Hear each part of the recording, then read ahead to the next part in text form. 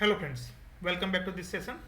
इस सेशन के अंदर हम आज ये डिस्कस करने जा रहे हैं कि मुझे इंफ्रास्ट्रक्चर ऑटोमेशन टूल सिलेक्ट करना है। मतलब ऑटोमेशन मुझे इंफ्रास्ट्रक्चर का प्रोविजनिंग करना है, तो टूल क्या क्राइटेरिया के हिसाब से मुझे चूज़ करना चाहिए, कौन सा टूल मेरे लिए राइट है। और हम ओवरऑल ये देखेंगे कि टेराफॉर्म ही क्यों मतलब बेस्ट टूल है इंफ्रास्ट्रक्चर ऑटोमेशन के लिए। तो यहाँ पे समझते हैं कि आज का पूरा टॉपिक यहाँ पे फोकस कर रहा है कि मुझे राइट टूल चूज़ करना है इंफ्रास्ट्रक्चर ऑटोमेशन मतलब आईएसी टूल। तो स्टार्ट करते हैं अपना फर्स्ट स्लाइड्स। तो फर्स्ट स्लाइड्स में ये है कि मतलब अभी कौन कौन से टूल्स अवेलेबल है जिसके साथ हम कंपेयर कर सकते हैं। तो बेसिकली टूल्स अवेलेबिलिटी लिस्ट के अंदर देखेंगे तो टेराफॉर्म है, क्लाउड फॉर्मेशन है, एंसिबल है, सॉल्व स्टैक है, सेफ है, पपेट है और दूसरे अदर टूल्स है।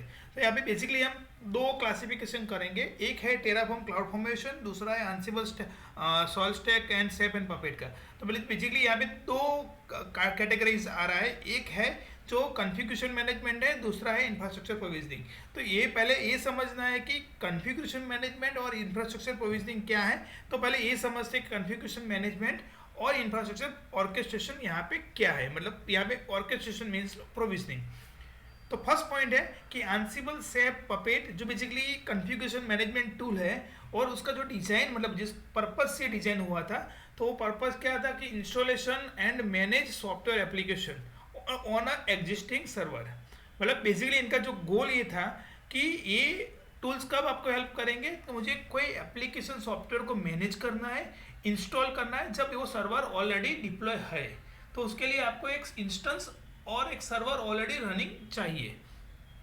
दूसरा दूसरा पॉइंट है कि टेराफॉर्म कहाँ पे पिक्चर में आता है। तो यहाँ पे जैसे मैं बोला दो क्लासिफिकेशन है कि टेराफॉर्म और सामने एंसिबल का ग्रुप है। तो टेराफॉर्म क्लाउड फॉर्मेशन एक ही काम करते हैं। तो टेराफॉर्म क्लाउड फॉर्मेशन यहाँ पे इंफ्रास्ट्रक्चर ऑर्केस्ट्रेशन टूल है जिसका काम क्या है कि ये लोग आपको इंफ्रास्ट्रक्चर प्रोविजनिंग करते हैं। मतलब जैसे आपको बेसलाइन इंफ्रास्ट्रक्चर रेडी करके देते हैं। तो बेसलाइन इंफ्रास्ट्रक्चर मतलब क्या है कि आपका एक नेटवर्क सेटअप करके देते हैं, आपको एक इंफ्रास्ट्रक्चर रेडी करके देते हैं जहाँ पे वो नेटवर्क के अंदर आप पूरा एक वर्चुअल मशीन बना सको, उसके ऊपर सिक्योरिटी ग्रुप क्रिएट कर सको, उसके ऊपर आप नेटवर्क के इंटरफेस कॉन्फ़िगर कर सको, नेटवर्क के इंटरफेस के साथ नेटवर्क की एसीएल रूल कॉन्फ़िगर करो। तो ये सारा पूरा इंफ्रास्ट्रक्चर जो बेसलाइन इंफ्रास्ट्रक्चर बोलते हैं, मतलब जिसको बोलते हैं फंडामेंटल इंफ्रास्ट्रक्चर, तो ये आपके लिए इंफ्रास्ट्रक्चर प्रोविजनिंग कर सकते हैं। अभी आपके पास एक इंस्टेंस रेडी है, वो इंस्टेंस के अंदर आपको डिप्लॉय करना है। मतलब जैसे कि आपको क्या डिप्लॉय करना है, तो आपको एक अपाचे सर्वर डिप्लॉय करना है, उसके साथ कुछ कॉन्फ़िगरेशन करना है, आपको स्पेसिफिक आपकी होस्टिंग करना है। तो वो सारा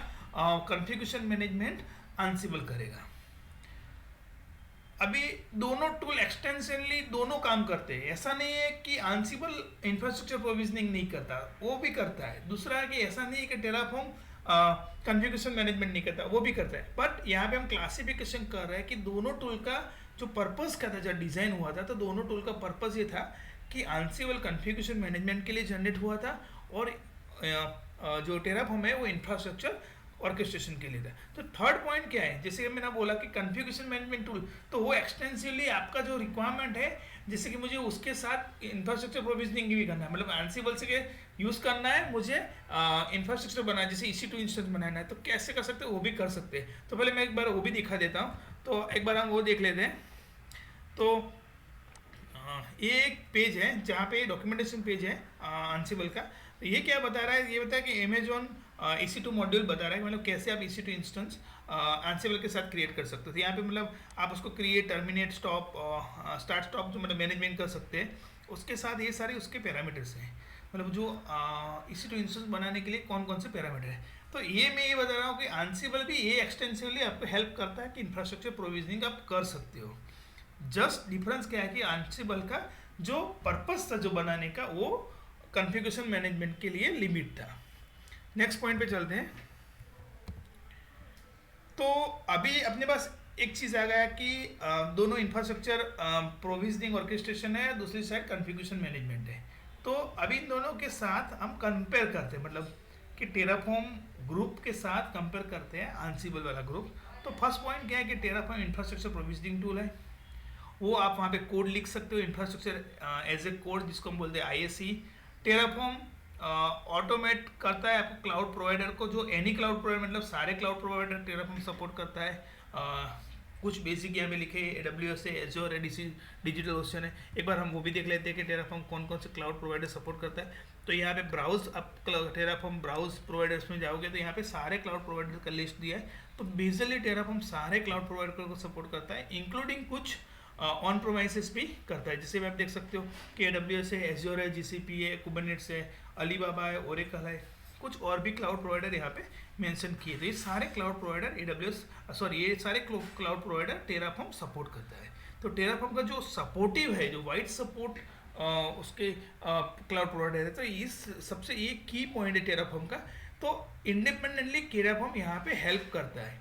दूसरा क्या है कि टेराफॉर्म उसका जो राइटिंग है वो बहुत ही ईजी है, मतलब वो डिक्लेरेटिव लैंग्वेज है। वो हम देखते हैं नेक्स्ट स्लाइड के अंदर। अभी कंपैरिजन के पार्ट देखते हैं, अनसिबल, सेप, पपेट का देखते हैं। तो उनका फोकस कहाँ था? तो ऑटोमेशन आपको इंफ्रास्ट्रक्चर के अंदर करना है, कॉन्फ़िगरेशन सॉफ्टवेयर करना है। तो वो आपको कहाँ पे हेल्प करते हैं? तो कंप्लायंस के लिए आपको हेल्प करते हैं, एप्लीकेशन डिप्लॉयमेंट के लिए हेल्प करते हैं, और कुछ सॉफ्टवेयर को इंस्टॉल और अपडेट डिपेंडेंसीज के लिए हैंडल करते हैं। अभी अपने को ये समझना है कि टेराफॉर्म मतलब कि कॉन्फ़िगरेशन मैनेजमेंट प्रोविजनिंग जो टूल है और कॉन्फ़िगरेशन मैनेजमेंट टूल है, मतलब अनसिबल, तो इन दोनों का रिलेशन कैसे हो सकता है? मतलब जैसे कि मुझे दोनों यूज़ करना है, तो इन दोनों का रिलेशन क्या था यहाँ पे ये समझते हैं। तो मेरे पास एक कोड फाइल है टेराफॉर्म की, वो मैं लिखता हूँ तो वो जनरेट करेगा AWS EC2 इंस्टेंस डिप्लॉय करेगा AWS VPC के अंदर। तो अभी ये समझना है कि टेराफॉर्म मुझे ये सब क्रिएट करके देता है मेरे को AWS के अंदर EC2 इंस्टेंस। अभी टेराफॉर्म के पास वो स्टेट मिलता है कि मेरा EC2 इंस्टेंस ऑलरेडी रनिंग है। तो मैं टेराफॉर्म को बोल सकता हूँ कि टेराफॉर्म उस टाइम एक आंसिबल स्क्रिप्ट रन करे, आंसिबल का कोड रन करे, और वो कोड वहाँ पे EC2 इंस्टेंस जो रन किया है उसके अंदर जाके एप्लीकेशन इंस्टॉल और कॉन्फ़िगर करे। तो ये दोनों का यहाँ पे बेसिकली यही बेस्ट प्रैक्टिस है कि दोनों को कॉन्फ़िगरेशन कैसे करें। मतलब ये दोनों आप देखो तो एक तरह से दोनों फ्रेंड है एक दूसरे के, तो यहाँ पे एक दोनों का पर्पस फुलफिल करते हैं। तो ये इसका मेन चीज़ है कि टेराफॉर्म के साथ इंटीग्रेशन बहुत ही ईजी है टूल का। तो ये अपने को टेराफॉर्म से प्रोविजनिंग भी हेल्प होगा और टेराफॉर्म से आपको कॉन्फ़िगरेशन मैनेजमेंट भी हेल्प होगा। नेक्स्ट है, मुझे टूल चूज करने हैं सारे, तो क्या कैटेगरी होनी चाहिए? मतलब देखो अभी मुझे पता चल गया टेराफॉर्म क्या करता है, क्लाउड फॉर्मेशन क्या करता है, और दूसरे टूल जैसे कि एंसिबल, सेप, पपेट क्या करते हैं। तो यहाँ पे बेसिकली इंफ्रास्ट्रक्चर वेंडर, मतलब आप फर्स्ट चीज़ है कि कौन सा इंफ्रास्ट्रक्चर वेंडर है। जैसे कि आपके पास AWS है, तो AWS इंफ्रास्ट्रक्चर वेंडर मतलब तो AWS की खुद की सर्विस है क्लाउड फॉर्मेशन, तो वो एक परफेक्टली बेस्ट सर्विस है अगर आपको AWS के ऊपर इंफ्रास्ट्रक्चर बनाना है। तो एक बार देख लेते हैं क्लाउड फॉर्मेशन कैसे काम करता है। तो मेरे पास मैं एक मेक कर लेता हूँ पहले। हाँ, तो अभी ये क्लाउड फॉर्मेशन सर्विस है, और क्लाउड फॉर्मेशन कैसे काम करता है मैं बेसिक उसका सबसे बेस्ट एग्जांपल देता हूँ। तो जब भी आप लोग करते हो क्रिएट टेम्पलेट इन अ डिजाइन व्यू, तो ये एक डिजाइन व्यू देता है, और जहाँ पे आप डिजाइन व्यू क्रिएट करने जाते हो तो बेसिकली क्लाउड फॉर्मेशन दो टाइप ऑफ इनपुट सपोर्ट करता है, एक है जेसन और एक है YAML। आपको वो स्टेप्स लिखने पड़ते हैं जेसन या YAML फॉर्मेट के अंदर कि कैसे मुझे इंफ्रास्ट्रक्चर बनाना है। सेम वे टेराफॉर्म SCL मतलब एसिको लैंग्वेज के अंदर सपोर्ट करता है। तो यहाँ पे मैं क्लाउड फॉर्मेशन का दिखाता हूँ। हम एक EC2 इंस्टेंस क्रिएट करते हैं, और EC2 के अंदर हम यहाँ पे इंस्टेंस को पिक करते हैं। ये सिंपली ड्रैग एंड ड्रॉप है यहाँ पे। तो जैसे यहाँ पे ड्रैग एंड ड्रॉप कर दिया, यहाँ पे उसका कोड ऑटोमेटिक पॉपुलेट हो गया है। इसको बेसिकली मैंने बोला कि दो टाइप ऑफ जेसन और YAML सपोर्ट करता है, तो ये जैसे कि आप यहाँ पे जेसन और YAML कन्वर्ट कर सकते हो। दूसरा क्या है कि जैसे आपने यहाँ पे सिलेक्ट किया उसके साथ आप यहाँ पे उसकी प्रॉपर्टीज यहाँ पे कॉन्फ़िगर कर सकते हो। ये बहुत ही ईजी है, मतलब इसीलिए मतलब अगर आप AWS पे जा रहे हो तो AWS के खुद की सर्विस है क्लाउड फॉर्मेशन। दूसरा क्वेश्चन है कि कितने टाइम के लिए आपको ये चाहिए, मतलब आपका इंफ्रास्ट्रक्चर कितने टाइम के लिए। जैसे कि मेरा इंफ्रास्ट्रक्चर अवेलेबल है 10 साल के लिए, 20 साल के लिए और 1 साल के लिए, मतलब उसके हिसाब से आपको डिसीजन लेना है कि मुझे कौन सा टूल यूज़ करना है। थर्ड पॉइंट है मेरा मल्टी क्लाउड हाइब्रिड क्लाउड है, क्योंकि कुछ ऐसे एप्लीकेशन डिप्लॉयमेंट के आर्किटेक्चर है जो मतलब मल्टी क्लाउड पे डिप्लॉय करते हैं। जैसे कि मतलब मुझे मेरी एप्लीकेशन मल्टी क्लाउड जैसे कि AWS पे भी करना है, GCP भी करना है और एज्योर पे भी करना है, तो उस केस के अंदर आपको टेराफॉर्म पे जाना पड़ेगा, क्योंकि टेराफॉर्म में मल्टी क्लाउड सपोर्ट करता है। नेक्स्ट पॉइंट है कॉन्फ़िगरेशन मैनेजमेंट टूल इंटीग्रेशन। मतलब ये क्या है कि दूसरे टूल को मुझे इंटीग्रेट करना है, जैसे मतलब इंफ्रास्ट्रक्चर प्रोविजनिंग तो करना है पर उसके साथ इंटीग्रेशन करना है। तो कौन सा टूल मुझे इंटीग्रेशन के लिए मुझे ईजी प्लेटफॉर्म देता है। तो ये एक बहुत ही की पॉइंट है, क्योंकि बहुत सारे ऐसे टूल अवेलेबल है, क्योंकि जो चाहिए रन टाइम, जैसे माइक्रो सर्विस डिप्लॉयमेंट होता है, डॉकर है, कुबरनेट्स है, वो सारा आपको समझना है कि कौन सा टूल इंटीग्रेशन कब मुझे हेल्पफुल होगा। तो ये क्राइटेरिया आपको डिसीजन को हेल्प करने के लिए। उसके बाद जो last criteria price and support, तो कौन सा टूल कितने प्राइस का, जैसे क्लाउड फॉर्मेशन है AWS का, दूसरा है कि टेराफॉर्म है जो एकदम फ्री ऑफ कॉस्ट है, और उसका सपोर्ट कितनी एक्सटेंसिवली है, तो वो भी बहुत मैटर करता है टूल चूज करने के लिए। नेक्स्ट पॉइंट है, मुझे अगर टेराफॉर्म चूज करना है तो क्यों ओनली टेराफॉर्म में चूज करूंगा। तो उसके लिए बेसिकली इंफ्रास्ट्रक्चर एज कोड, मतलब ये बहुत ही ईजी है इंफ्रास्ट्रक्चर एज कोड लिखने के लिए। दूसरा है कि ये ओपन सोर्स है। उसके बाद ये है कि डिक्लेरेटिव लैंग्वेज देता है, इजीली दूसरे टूल के साथ इंटीग्रेशन करता है। डिक्लेरेटिव लैंग्वेज मतलब बहुत ही फास्ट आप इसका कोड लिख सकते हो, समझने के लिए ईजी है। और ये इंफ्रास्ट्रक्चर कोड जो मतलब आप उसको गिट के साथ हैंडल कर सकते हो, तो उसकी चेंज हिस्ट्री मैनेज कर सकते हो, वर्जन कंट्रोल कर सकते हो, तो ये कोड पूरा आप हैंडल कर सकते हो। तो टेराफॉर्म के कुछ अदर बेनिफिट भी, जैसे कि स्टेट मैनेजमेंट करता है, लॉकिंग प्रोवाइडर करता है, तो ये सारे पॉइंट्स टेराफॉर्म के लिए बहुत ही इंपॉर्टेंट है। कुछ और देखें तो इंजीनियर पर्सपेक्टिव देखें तो हाईएस्ट डिमांडिंग डेवऑप्स टूल है, एवरेज सैलरी इसकी बहुत हाई है, मतलब इसकी डिमांडिंग टूल है। तो ये भी एक इंपॉर्टेंट पॉइंट है कि मैं टेराफॉर्म क्यों यूज़ करूँ, मैं क्यों टेराफॉर्म क्यों लर्न करूँ।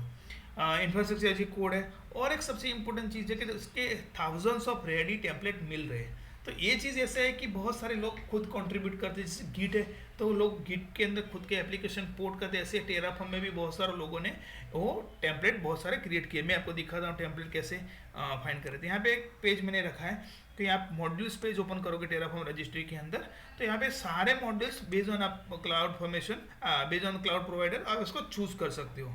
यहाँ पे सारे मॉड्यूल है, जैसे कि यहाँ पे VPC का मॉड्यूल है, IAM का मॉड्यूल है, सिक्योरिटी ग्रुप का मॉड्यूल, तो ये सारे मॉड्यूल्स आपको रेडीमेड मिलेंगे जो ऑलरेडी बहुत सारे लोग यूज़ कर रहे हैं। तो ये मॉड्यूल दूसरे क्या है कि स्टेबल मॉड्यूल है। तो ये एक बहुत ही इंपॉर्टेंट चीज़ है कि टेराफॉर्म के साथ thousands of ready module available है। तो ये पूरा टॉपिक था कि इंफ्रास्ट्रक्चर कॉन्फ़िगरेशन मैनेजमेंट और इंफ्रास्ट्रक्चर प्रोविजनिंग टूल, मतलब ऑर्केस्ट्रेशन टूल का डिफरेंस क्या है और टेराफॉर्म का मेन इंपॉर्टेंस क्या है। हम इस सेशन के अंदर पूरा डीप में देखेंगे टेराफॉर्म कैसे काम करता है, उसके क्या क्या कंपोनेंट्स है, और हर कंपोनेंट को हम डिटेल में देखेंगे। So let's see next module. So guys, that's it for this video. I hope you liked it. I will see you in the next lecture. If you have any question or any doubt, feel free to ask in the comment section below. I will answer you as soon as I can. Thank you for watching. Bye and have a nice day.